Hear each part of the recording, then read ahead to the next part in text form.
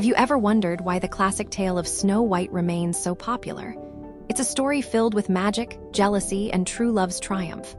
Our story begins with a vain queen, obsessed with being the fairest of them all. She constantly consults her magical mirror, which, to her dismay, eventually declares that her stepdaughter, Snow White, is now the most beautiful. Enraged by this news, the queen orders a huntsman to take Snow White into the forest and kill her. But the kind-hearted huntsman cannot bring himself to harm her, instead telling her to flee deep into the woods to escape the queen's wrath. Lost and alone, Snow White discovers a charming little cottage, which turns out to be the home of 7 lovable dwarfs. They welcome her, and she finds a safe haven, helping them with chores in exchange for their protection and friendship.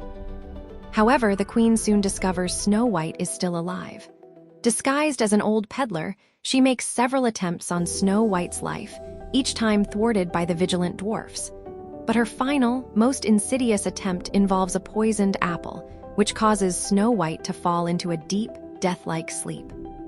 Heartbroken, the dwarfs place Snow White in a beautiful glass coffin, unable to bury her.